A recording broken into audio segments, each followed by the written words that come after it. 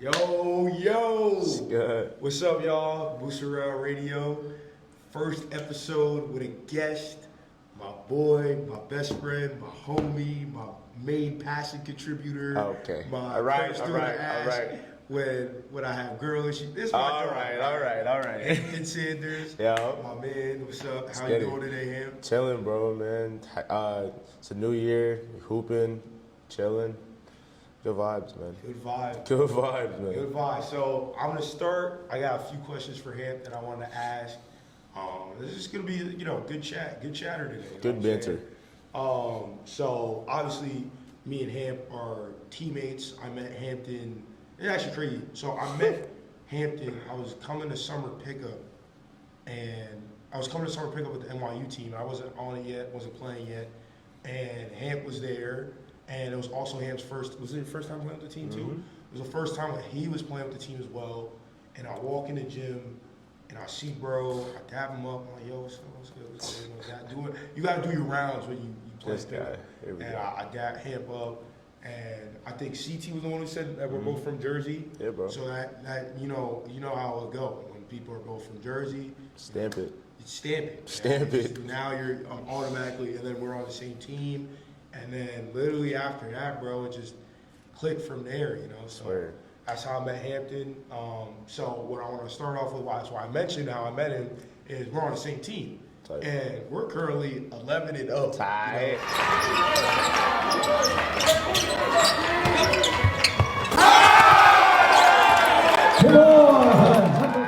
You know what I'm saying? Some might say I was the bit. Nah, I'm just like, All right. no, I'm just playing. But so I just want to ask you how you feel about our season so far, as a team and also as individually.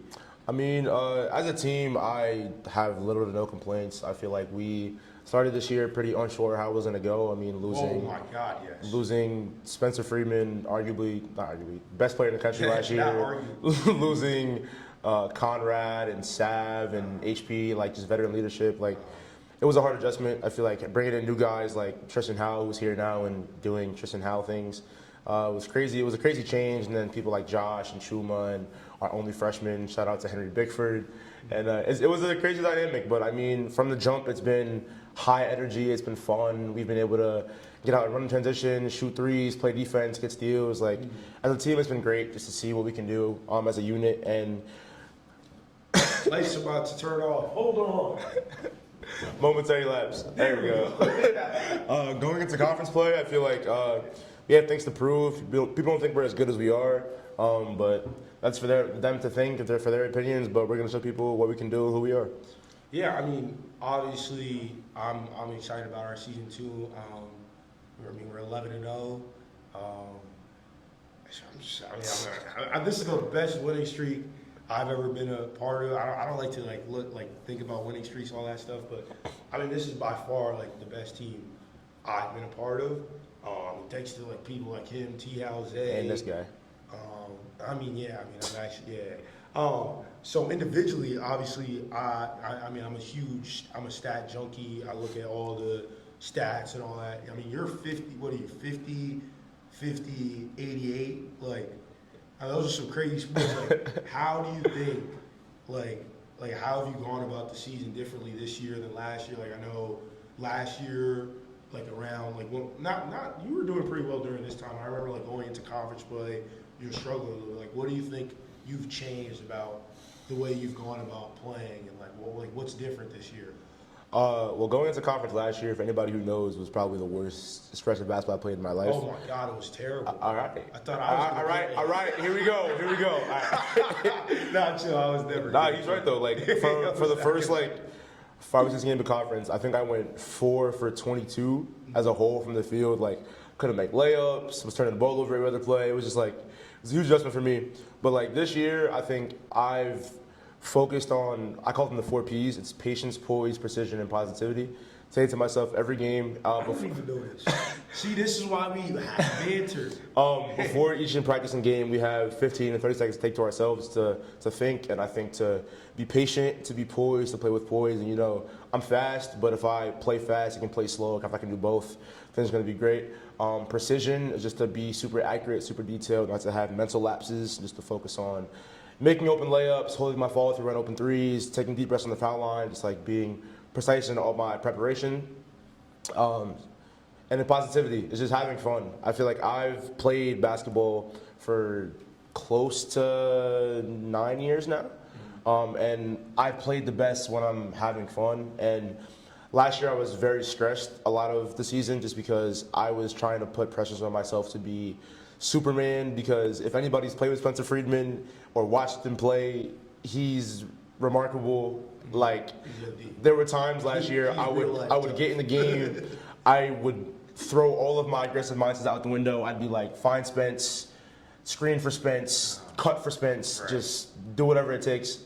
And now I'm able to feed my teammates. I feel like all of us as a unit play really well together. We're learning each other's spots, each other's tendencies, and being able to just have fun, to see Tristan dunk on somebody, to see Zay dive out of bounds and get a steal, to see Brock block everybody, get steals, hit shots, everything that Brock does. It's just sorry if I missed anybody, but it's a fun atmosphere, and all of us as a team are bonding really well. So I'm super excited to see what we can do in conference and to make some noise in the tournament. So would you say that because I know me, like I started to also do my own way of preparation where I do some visualization. So I'll like meditate for like 10 to 15 minutes in our like recovery room, or when we're on the road, I do it on the bus going there. And like I'll just think about like 5 things that I think are gonna happen in the game, or like visualize that I want to happen in the game, and I'll just think about those 5 things, and then I'll do it again.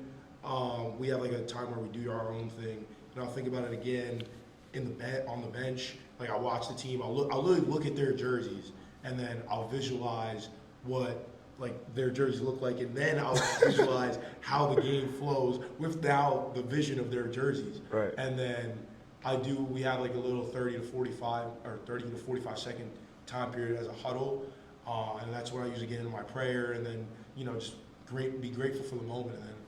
And then so I think what I'm trying to ask you is, so you think your preparation and confidence are like the biggest factors in your improvement in your game? I think things are intertwined. I feel like this year I've made it a staple to, like, obviously not try to, like, I want to compete. I want to be the first person in the gym, last person out. Like, not to compete against my teammates, but just to be like the best version of myself. I've made it a point to focus on getting in the weight room, to shoot, getting in the weight room, to shoot as much as I can. Yeah, he was flaking in the weight room last year. Anyway, he faked for anybody who knows like how I prepare, like last year I literally just warm up in socks. Like I have like my own ways of preparing for games. Like I'm super adamant about stretching the right way and my breathing techniques and just how to keep things super organized. And I feel like that's been super fun and super helpful in terms of how I've been able to prepare and be better during the season. I also feel like for the first time since high school, I've been able to play my game. I feel like I was super focused last year on coming in, being a freshman who played, and I was worried about, okay, I have to take the shots that they want me to take in this offense. Right. And while I don't take bad shots now, I feel like I've been able to show... Great shot, yeah. I've been able to show more of what I can do, like, truly through my own mind, not only shooting the shots that I felt like the team were organized to shoot, and I feel like that's been super helpful in terms of how I've been able to have so much success so far in the season.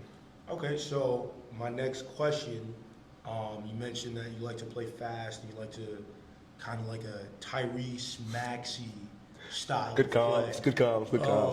So I wanted to ask you, like, why do you play the way you do?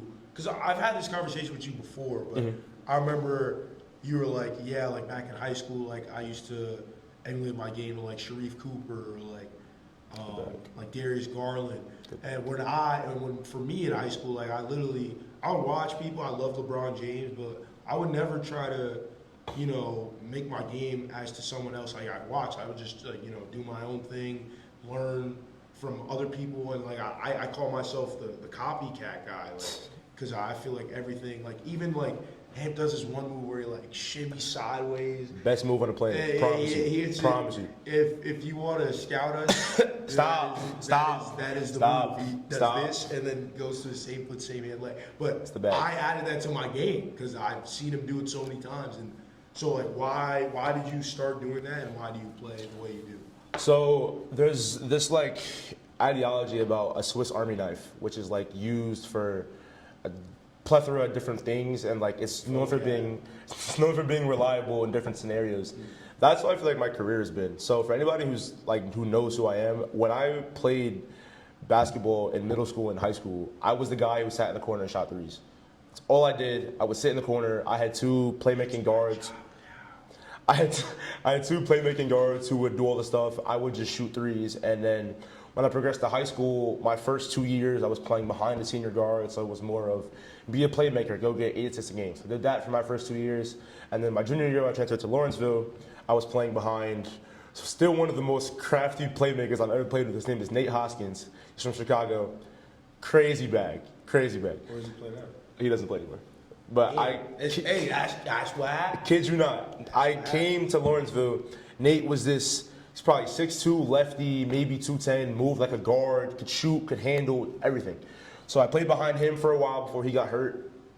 And it was still more of, be a passer, be a secondary scorer. And then my senior year of high school, I learned how to be a scorer. I was able to shoot threes, step backs, floaters, layups, a whole bunch of stuff. So the progression of my career has been learning how to do everything. So I can shoot a little bit, I can play make, I can score.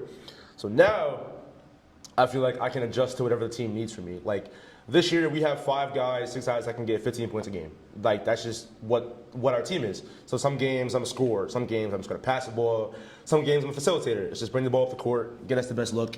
Some games I'm a scorer. If they can't guard ball screens, I'm gonna score. So I'm gonna come off ball screens, make my reads, get to the basket.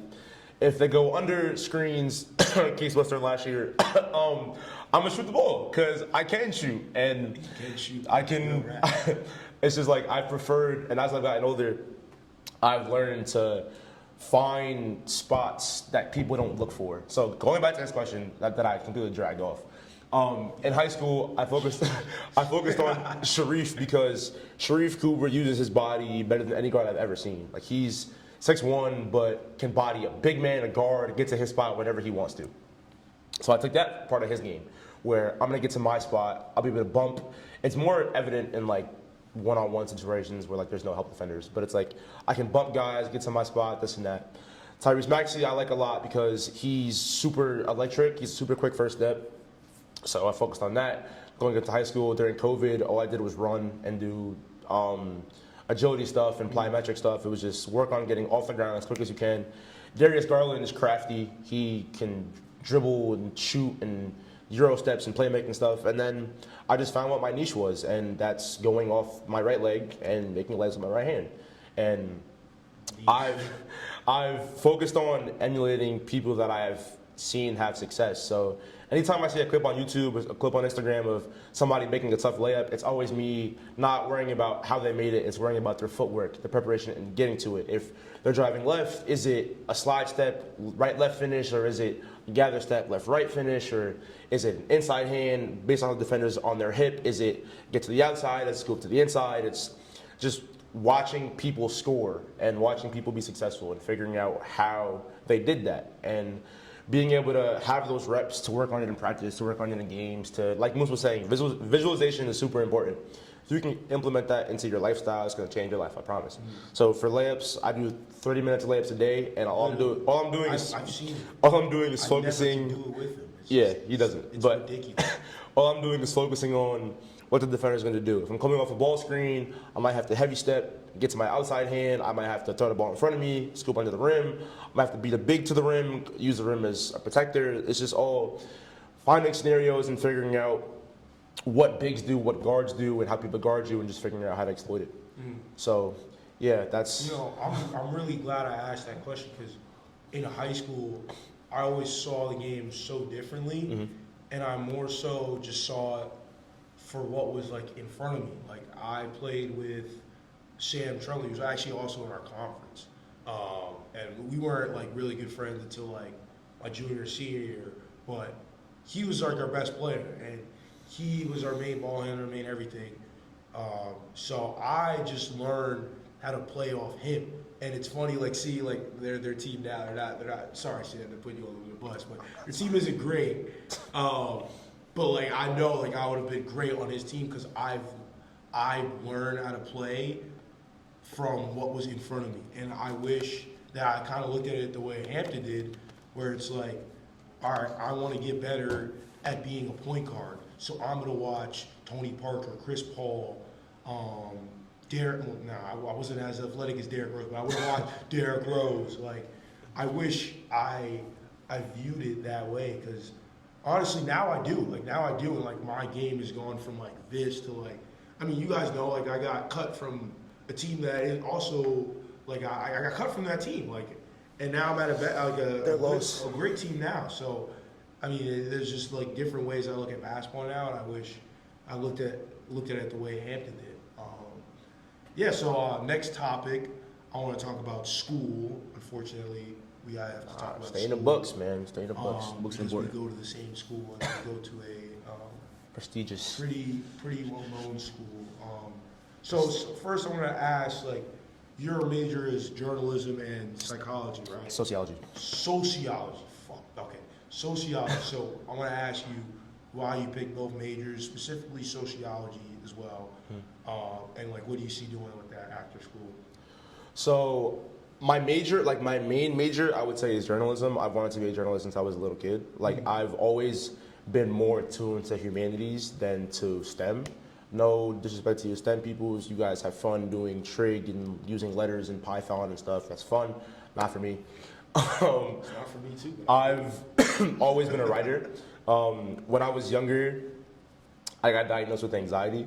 And one of the best ways that I was able to cope with anxiety was writing. Like I journaled for 3 straight years of my life, just to figuring out how to put words to paper, how to use my emotions, and figured out how to channel them, which was through writing. So now that the media is so big, I also want to do broadcasting, which is like people like Stephen A. Smith or Jay Williams or Shaq and Kenny Jet Smith, people like that who just talk about sports. Like what we're doing right now.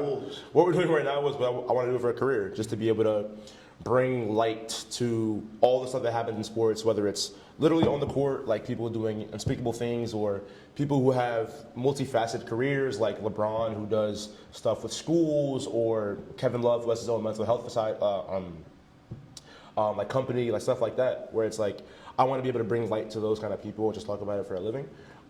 Sociology I picked because like I was saying about anxiety, you learn a lot about people and yourself when you have anxiety. When you have anxiety, it's like you think about thoughts. As crazy as that sounds, like you think about thoughts.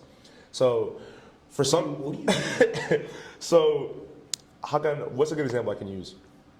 So the most like apparent example for me is when, if you're in a group of people, right, and there's like, say there's 8 or 9 people, and somebody's upset. Like you can't really tell like in a big group if you guys are listening to music, playing, whatever, but like, when you have anxiety, like you would notice that. You would notice why, you would notice when their mood changed, you would think that, here we go, Moose with his shenanigans. You would think to ask, like, why are they upset? Or even in basketball, I think is a good example. Like when you have anxiety, you're dribbling up the court, you know that a trap is coming, but you're also thinking about the backslide help guy that's coming, and then his man's rotating over, and then you have the pass behind you, you have the drop off to the big, like, stuff like that. It's always thinking 7 steps ahead. That's what I like to say. Sometimes it's annoying because you're worrying about things that haven't happened or won't happen, and that's when it gets like irritating and annoying. But anyway, sociology is the study of people and how societal like factors impact what people do and how people live. So like an example would be like, let's say like mass incarceration is a broad example about how growing up, like obviously there was racial divides between white and black people, and how there's a surplus of black people that are in prisons, and that's all because of societal impacts and factors and that kind of stuff. Like I just wrote a 15-page paper about representation of diversity in sports and how like I played baseball for 10 years of my life and I had black teammates twice. So it's like in a sport like basketball, black teammate, I have 5 others. In sport like football, black receivers, black linemen, black quarterbacks, but in baseball it's like in baseball it's like there's not that many black people. If you've ever seen a black hockey player, not really. or like there's select tennis stars that are black, like stuff like that. So I wanted to use sociology to continue to be able to study people and try to help people if they can't express themselves, and then use journalism to write and broadcast and speak. I like that. I mean, I had no idea sociology was that big of a, like, just big thing. Like, I didn't know that there was so much to it. And I mean, honestly, I actually kind of interests me as well. Like, I wouldn't mind taking a few sociology classes next semester. I don't know if it could fit in the, the engineering diet. Hey, shout out Tandon. No, don't shout out Tandon. I don't want to talk about my schooling experience because I feel like I did kind of my last podcast, but I don't really enjoy my major. But as I said on my last podcast as well, the only reason that there is that major that I'm doing it, I feel like, is because it's challenging, and like a lot of things that I'm going to do and that I want to do in my life are going to be challenging as well. So might as well. That's the whole point of college. I feel like just there's so much challenging factors and experiences. It's not about like what grades you get or what, like it's about what you learn through the process of the 4 years and who you meet. This is true. So I like how some people do the majors that they actually like, and now I'm starting to like people who don't do the majors they like me. So next topic, I wanted to talk about your summer coming into college. So you guys, if you guys don't know. Okay. If you guys don't know. Let's relax. Hampton let's breathe. 30K Let's breathe.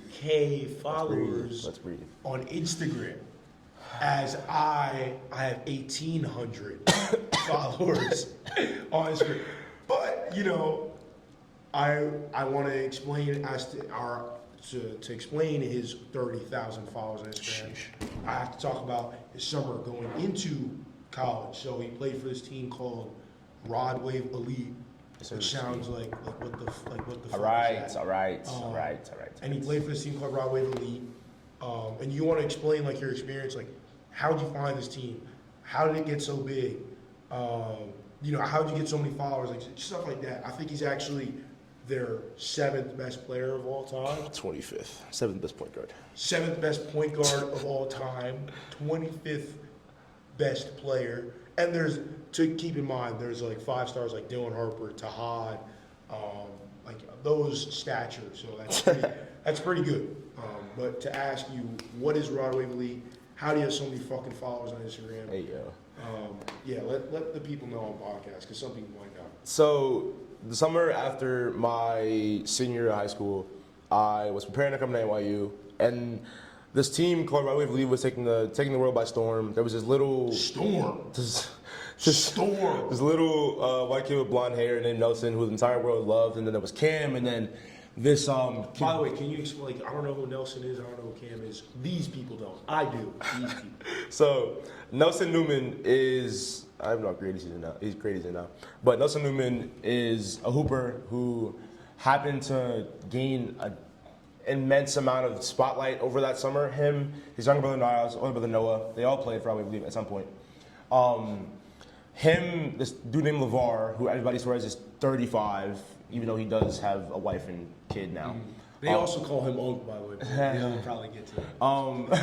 So LeVar, Nelson, and Cam.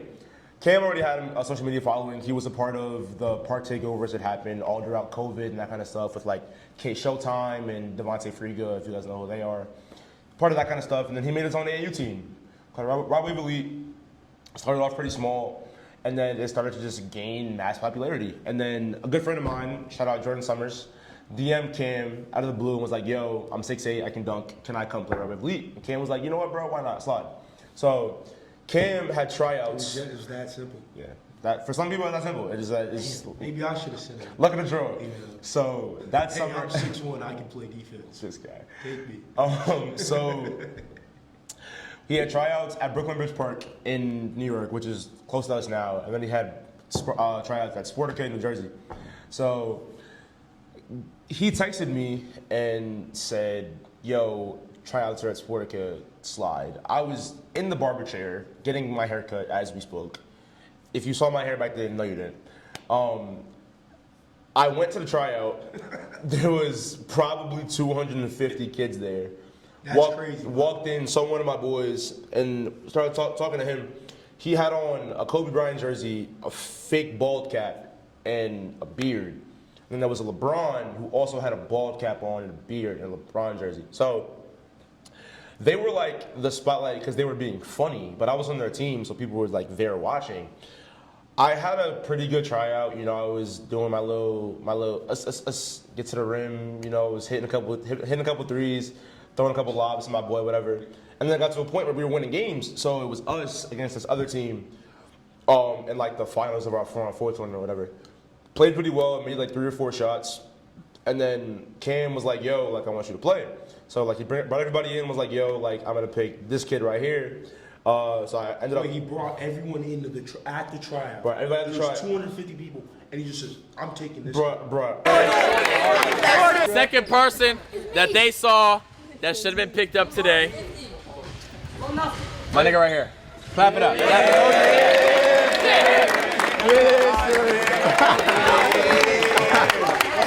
The whole tryout. So he was. Man, save it. He was like the first real life stuff. The first kid, his name is River Hack. I think he's River like. Hack. I think he's like. Would he be fouling in the river? I think he's like 12 now.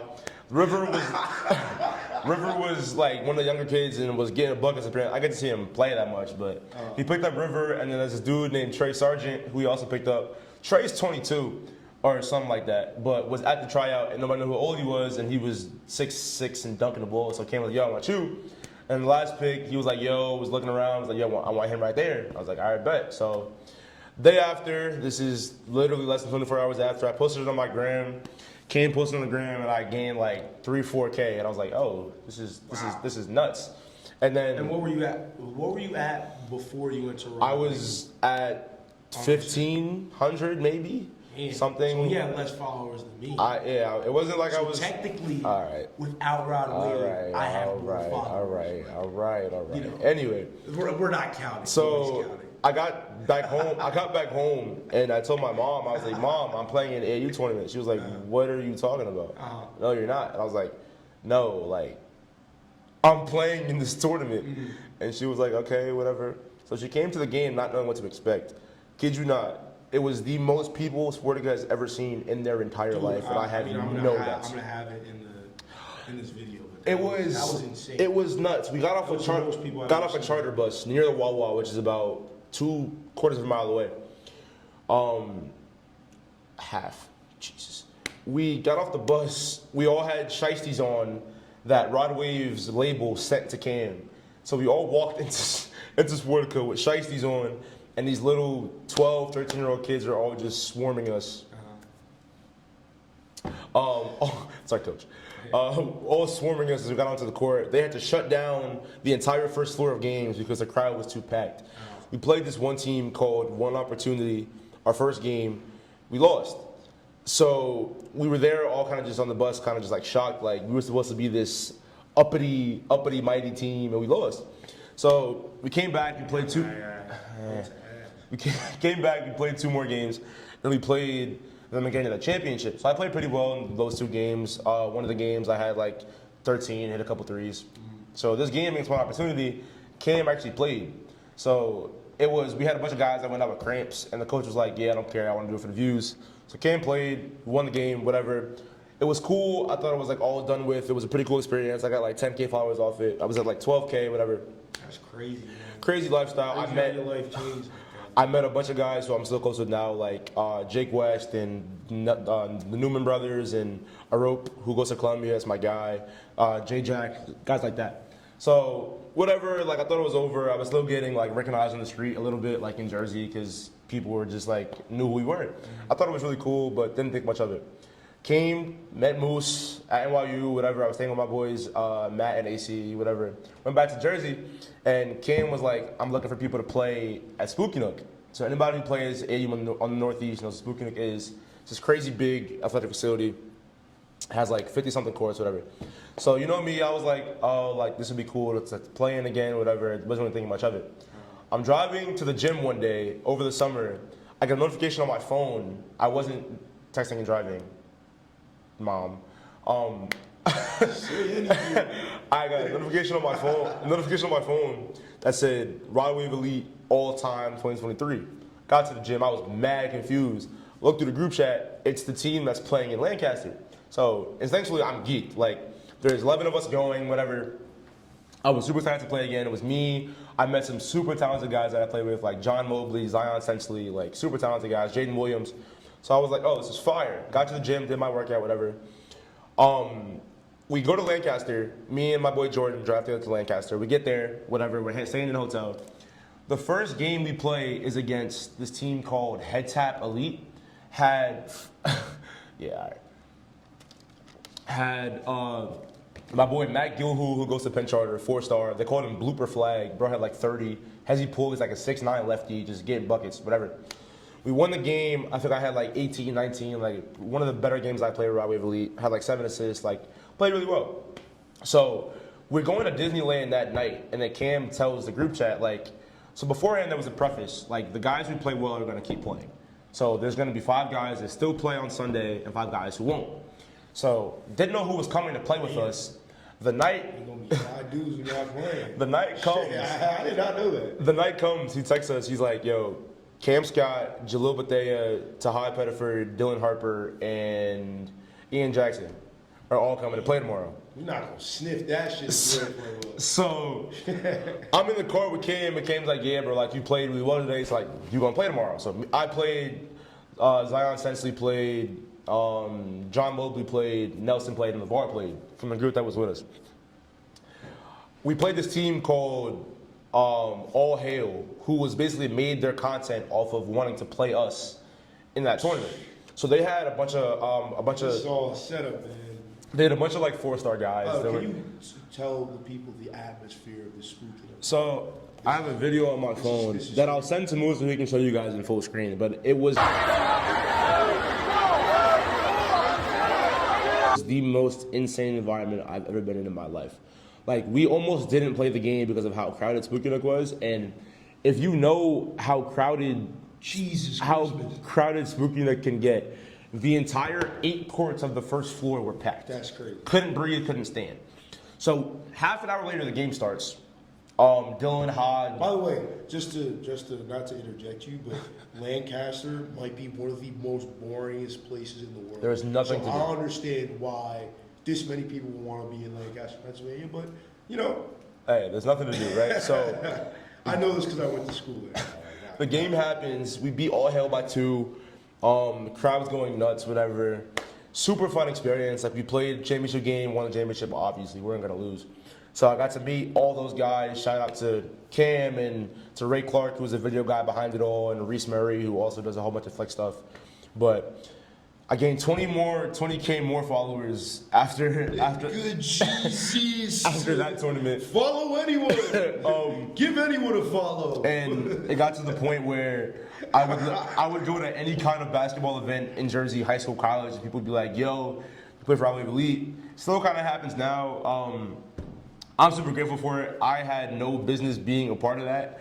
I was all a text through Jordan and then playing good defense. For people, they called me Pat Bev with Rod Wave. That's actually his player comp on Synergy. They called me Pat Bev just because I played defense. I play defense, but I'm not Pat Bev. But like I said, I fit my role. I knew who I was playing with. I knew what I had to do, and I did it. I ended up getting a lot of clout from it. I got a bunch of business deals from it. Shout out to my NIL agent, Noah Kang. Appreciate you.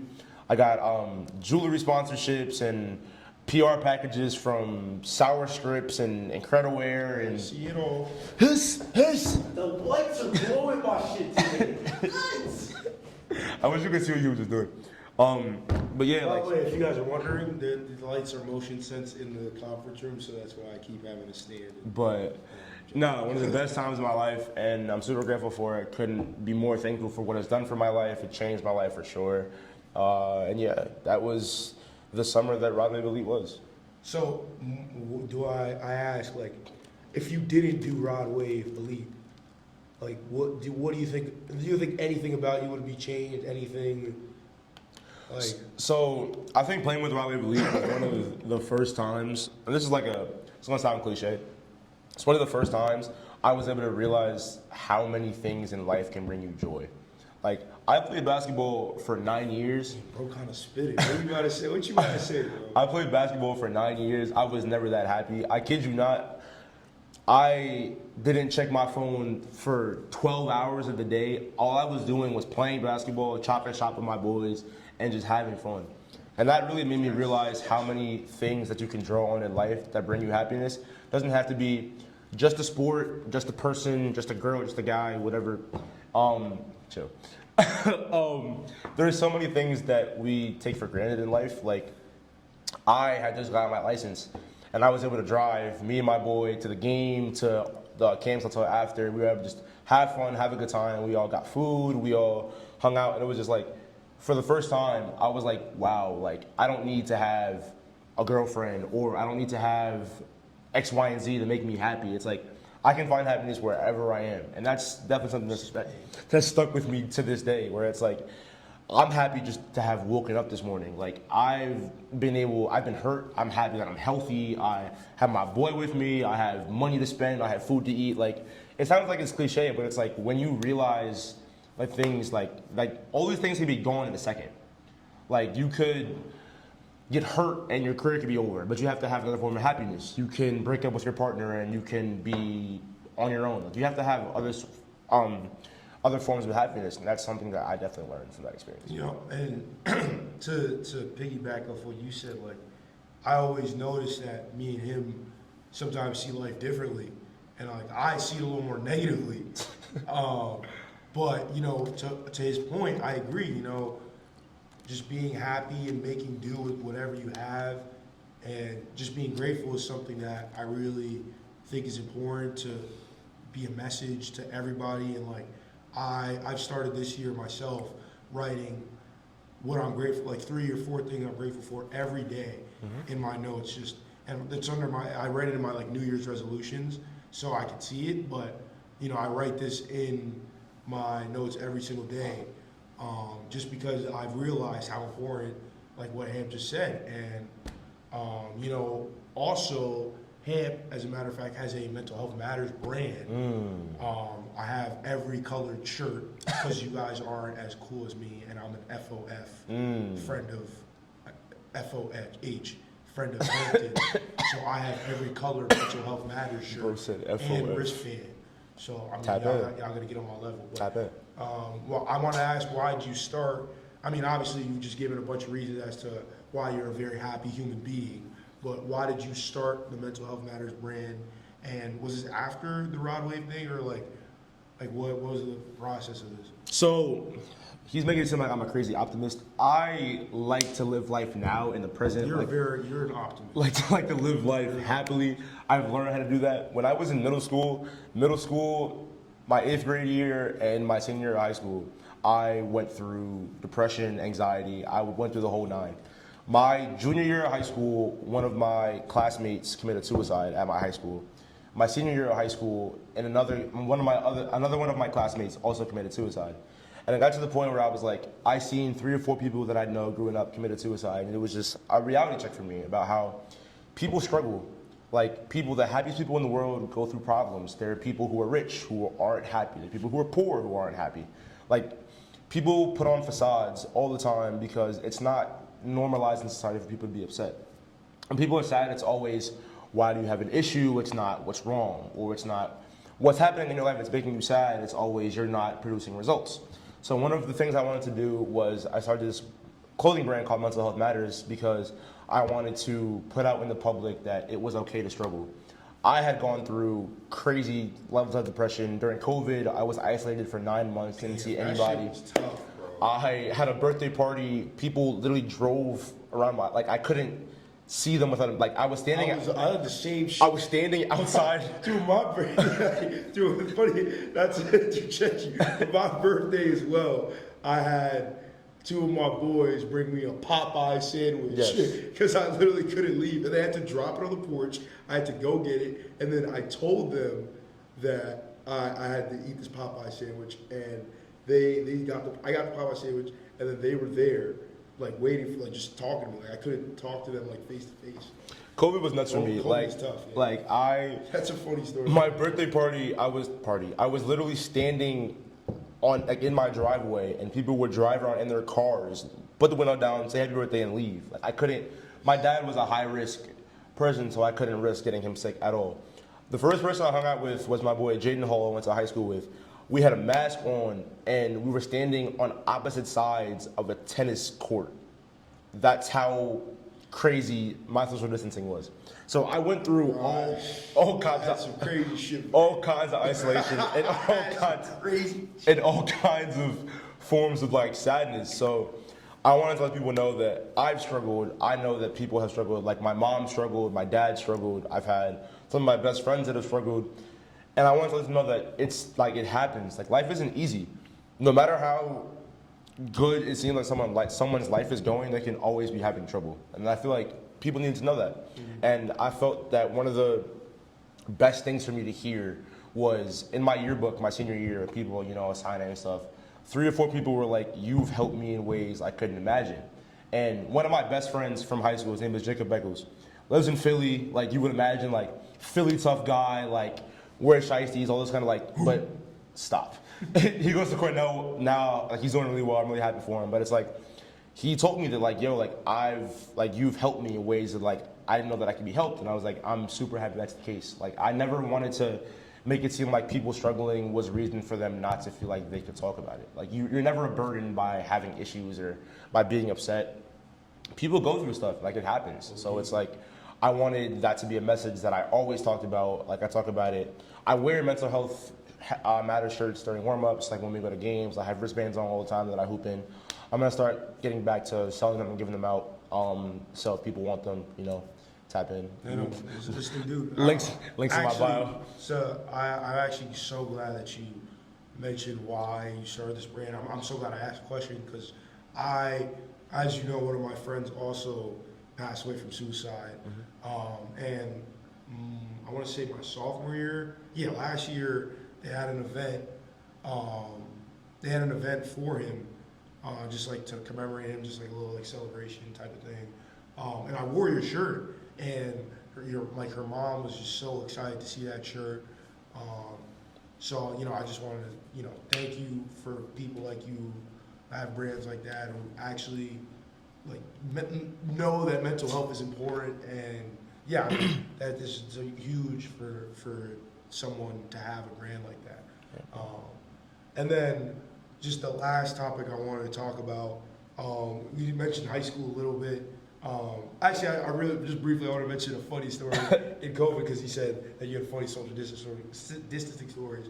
So during COVID, everyone loved the bike ride shit. Yes. The first time I was allowed to go on a bike ride, my mom made me wear latex gloves, a mask, and I think I had to wear like all like covering clothing. Yeah. And then I couldn't wear the shoes that I wore in the house anymore. Like they had to only be outside. Yeah. Like it was that crazy how COVID was. Nah, see, now we gotta have more stories. Yeah. So I played basketball. Like I'm a basketball player. I played basketball during COVID. So COVID happened in March of 2020, right? We didn't have a season, right? We're talking about like December of 2021. I wore a mask during basketball games from August of 2020 until April of 2021. I was the only person that I know that had a mask on. Yeah, that shit became a chin strap by freaking March, bro. During COVID, whenever we got groceries from the store, me and my mother would sit in the garage with cleaner, and we would spray every single thing we brought in the house and wipe it down before it came into our house. COVID was nuts. It was nuts. COVID was OD. Yeah, I just wanted to make that note. So COVID happened during our high school seasons, both of our high school seasons. Unfortunately for him, he was still able to get 1,000. I was not. But we both, not just because we're from Jersey, does not mean we had the same high school experiences at all. Nowhere near. So he went to the Lawrenceville School, which is in the NEPSAC. It is not. It is in the Maple. Maple, whatever this shit is. It's just competitive high school basketball is what he played in. Whereas to me, I would never downplay Glenridge basketball or anything of that sort, because that meant a lot to me, and that has created me as the player I am. But it was nowhere near the level that I'm at now, or the level that even like he was playing in high school. So I just wanted to compare our experiences. I wanted you to go first, just because you also transferred 2 years in, right? Or 1 year in? 2 years in. 2 years in. So just explain your experiences. So my freshman year, I've been in private school since I was in 6th grade. Like I finished public school at my elementary school in my town in South Brunswick, New Jersey. And then I went to Princeton, and I've been in Princeton basically the last 6 years. Yeah, 7 years. Yeah, math. Not good at it. My 3 years in middle school, I went to Princeton Academy in Sacred Heart. It was a tiny all-boys school. Graduated 22 kids. Like it was very, very small. High school, I went to Princeton Day School my first 2 years. First year was cut short by COVID. No, I lied. Second year, no, I lied. First year was cut short by COVID. Not lying. Yeah, I don't remember what year it was. I feel like I'm old now. So my first year was super fun. Like I never got to experience like public school football games, not anything like that. But it was good. Like I met two of my best friends, three of my best friends, like Mason McQueen, Joaquin Rodriguez, and Jaden Holt. Like love them to death. I don't know these niggas yet. Love them to death. Like super grateful I met them. And then after COVID, it was just like I had a new coach at Princeton Day School who, for lack of better words, wasn't a good fit with me. So I left to go to Lawrenceville. I actually didn't get into the Lawrenceville school when I applied at a middle school. So when I applied out of 8th grade, I submitted it's called the SSAT, which is a precursor to the SAT. Test anything. Took that four times, didn't go well. I'm not a standardized test taker, I promise. So didn't get in, and then bro, I would have crashed out if I took a high school SAT, bro. Took it 4 times. And then transferred to Lawrenceville. Honestly, one of the best experiences in my life. Like, Lawrenceville was a bubble. It was a boarding school that I went to. It was half an hour from my house. Didn't really go home that often. My senior year. Junior year I did. It was a bubble. I lived with some of the best people I've ever met to this day. Like, I have 6 or 7 friends that I talk to almost all the time that I loved. I learned how to live on my own. I had my own room. I did my own laundry. Got my own food, all that kind of stuff for 2 years. So coming into college, it was less of an adjustment for me. But I loved that experience in high school. It was like we played super competitive basketball. We got killed a lot. We played St. Benedict's, killed us every year. Played Perkiomen, killed us every year. We played Blair, killed us every year. But it was like learning how to play against guys that were bigger than you, more athletic than you, just like learning how to play basketball. Like I've probably played against 6 or 7 NBA guys just in high school.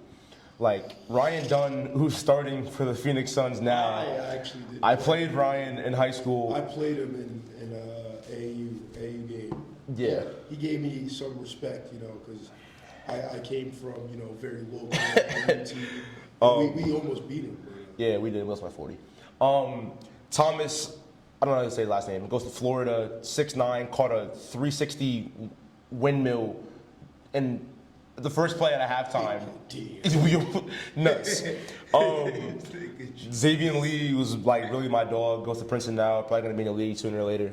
Jalen Blake, who went to Duke, goes to Stanford now. Plays well. Otega Owe, who's at Kentucky. Like all these guys, I played on a day-to-day basis, and it was like. This is what I had to get used to it. It wasn't like we were gonna shy away from competition or anything like that. It was like we played them all the time. We didn't win all the time, but like I learned a lot. I learned how to play. I learned how to use my skill sets to my advantage, and here I am now. So yeah, I mean that's the private school story. I also wanted to ask, like, what was your work ethic like in high school? Like do you work like the same that you do now? Was it a little less? Like, what did you work on? How was that?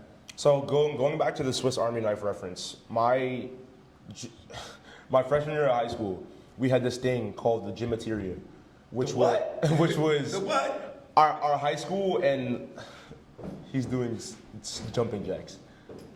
No, not working this time. Damn, I'm black. There we go. Something called the gymateria, where basically We need to have a counter on this video for how many times I had to do that. there's our high school and our lower school were connected. So like our lower school cafeteria was there, but there was also rims that came down that were like 7 feet. So what we would do after school every day was we would go to the gymmateria.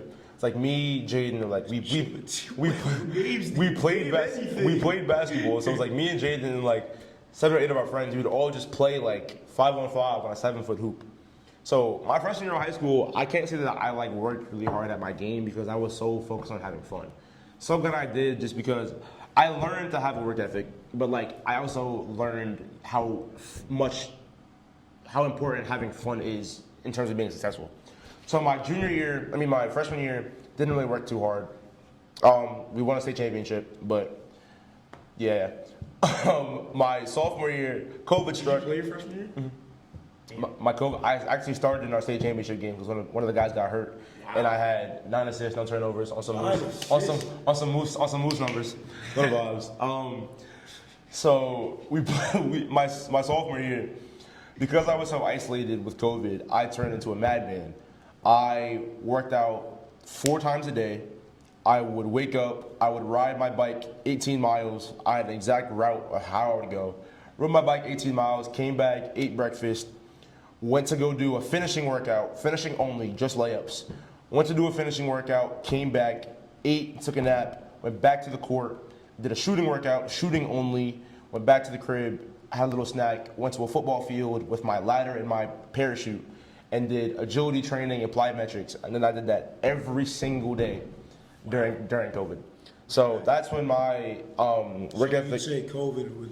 As much as I hated COVID, it was a blessing in disguise. Like I never would have worked this. I can stand by that. I know both my 2 best friends from home could say the same thing. Like that was when my 2 best friends from home.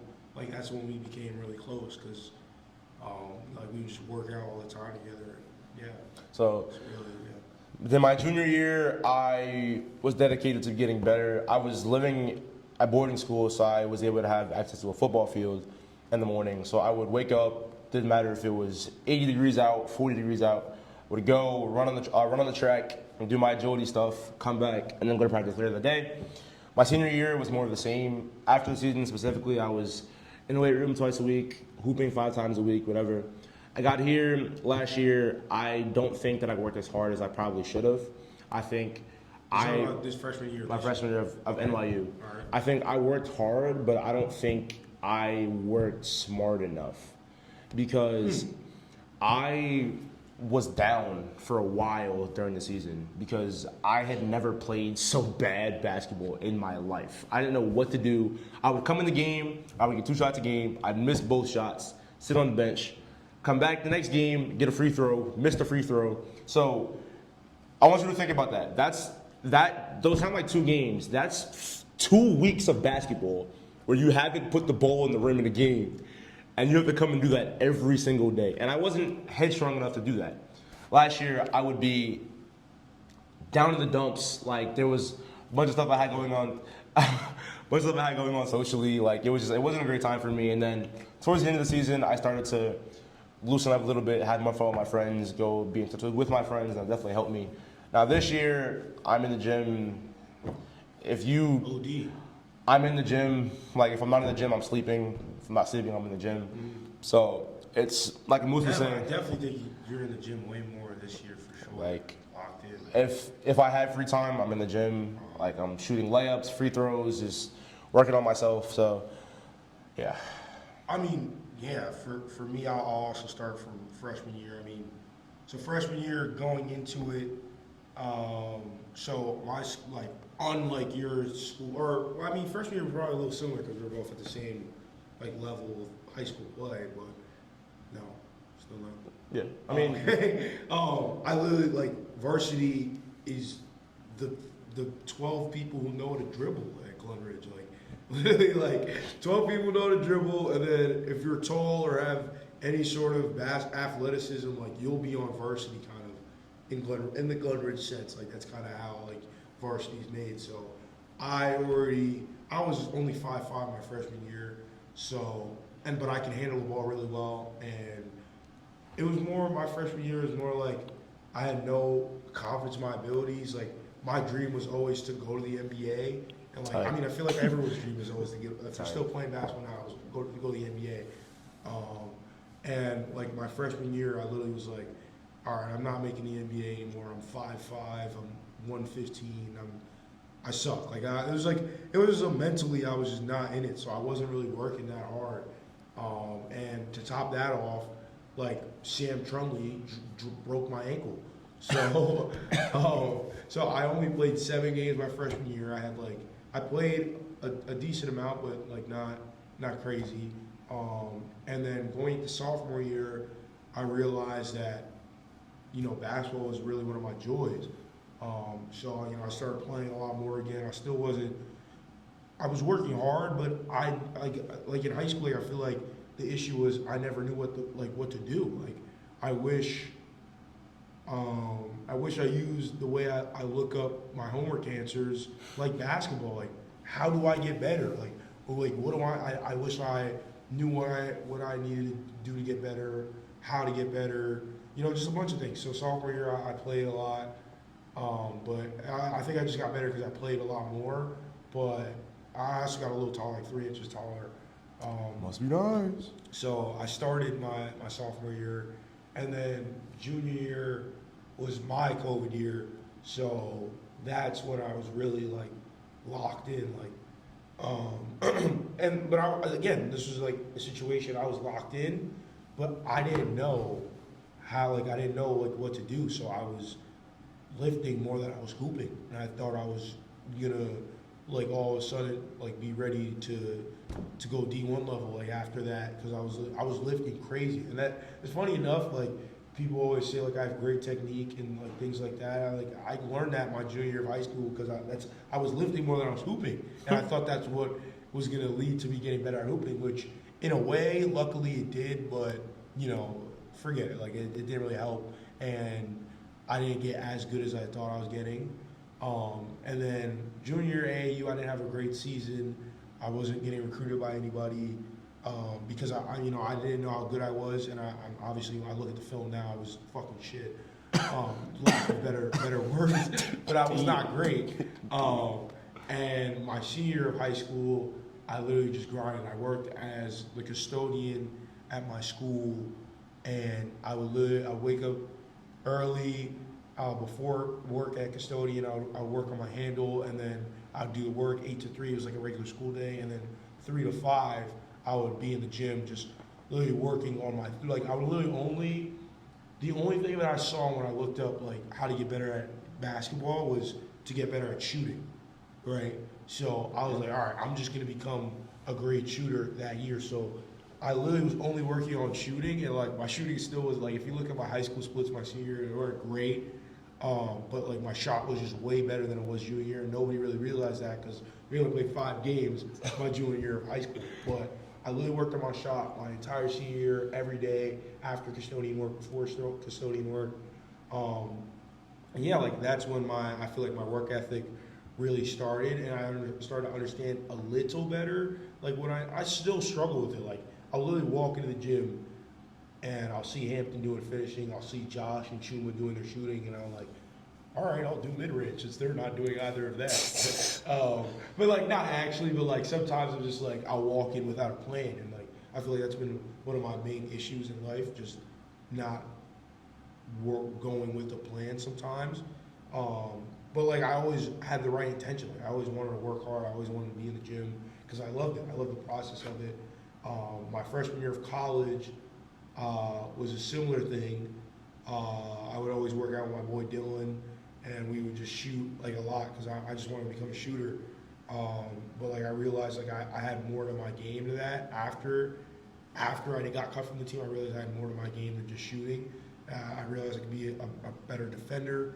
And then sophomore year, I worked on my athleticism laterally and just worked on being a good shooter. And now that's my role like on this team, like shoot through open threes and just lock up. So I mean, I'm still figuring it out now, but this is why I ask these questions. This is why I have this podcast to, learn things about other people, share stories, have good laughs. This is the whole Moosing O'Bound This guy. experience, and I'm so happy I got to have my boy Hampton on this episode today. Sirski. And I like to finish the episode off. Oh, I asked this I think I asked this to everyone. I'm going to start doing this now. I remember asking Tyson, but I'm going to start doing this now for every episode. Just asking, what do you want to give to people, like, as a form of advice for where you're at in your life? Because, we're in a very blessed and, like, just a great position, honestly, in life. Absolutely. What would your advice be to anyone listening? So I have a couple things to say. Well, first, I have a page called Hamp Archives that has little snippets of advice that I post like every other day. So Plug anything. tap in. I promise you it's hard, I think. Nah, it's tough. So a couple things is, if you are religious, tap into your faith. Like, the past like 6 months or so have really been tapped with how, like, seeing, like, my eyes have been open to how blessed that I am, and I've been able to be so grateful for what God's put in my life. Like, never would have met this dude if he didn't put the cars in a line. Don't know where I would be without this dude. Like, this like, stuff like that. Like, I have clothes on my back that I didn't have to break my back to get. Like, stuff like that. Like, all, like, the little things. Little things like that. The next thing I would say is be a sponge. Like, there's always things that you can learn from somebody. Even if you think that you're a pro at something, hearing their perspective may just tell you, okay, I know not to do that. But that's still one more thing that you learned that you didn't know the day before. So it's like, be a sponge. People who have things to say, just listen. You don't have to take it, you don't have to use it in your life, but hear them out. Either say, okay, I'll use that, or okay, I won't. The last thing is, I think Moose mentioned it, like, find little things to be grateful for and just see how crazy your life improves. Like, we live in New York City where there's so much to do, but you can also watch everything pass you by. Like, you can go an entire day sitting in your house, not see anybody, not do anything. Like, you can self-isolate, you can go out and meet people, like, you can do whatever it is that you want to do, but find something that you want to do every single day. For me, that's food. Like, this guy knows, and people know that, like, I'm very weird when it comes to food. Like, OD, and that was... if I find a food that I like, I will figure out a way to get that food exactly how I want it every day, and that's my joy. Like, right now, I'm going to go to Crumble and get a skillet cookie, because it's finally back on the menu, then go to Chipotle, get a burrito with double white rice, with chicken, with hella corn, and I'm gonna go back to my dorm. I'm gonna put it in the microwave for 1 minute and 12 seconds. The cheese gonna be melted on a plate. I'm gonna eat it, eat that cookie, and then play Fortnite with my guy Jack Stone. That's happiness to me. For you guys, that could be, damn, I had a long day, I gotta eat and go to sleep. The difference of that, and I'm looking forward to going to get the food that I wanna make, spend quality time with my boy, is all the difference. It's the same actions. You can look at the same thing and have different perspectives. That's the third thing. Have an open mind. I posted this yesterday, actually, funny enough. Like, my east could be your west. My north could be your south. Like, it's different. Like, I can see something and you can see something completely different. Doesn't mean I'm right, doesn't mean you're wrong. Like, people see things how they want to see things.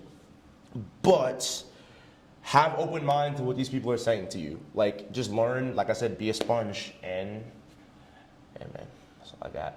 Yeah, I really loved the sponge part, because I live by that as well. You can learn something from anybody, positive or negative. Like, that is always something I've lived my life by, the sponge part. So I really enjoyed that. And also, trust yourself. That's why I was trying to go with that east to west thing. I kind of butchered it, but just because someone says something about what you're thinking doesn't mean you're wrong.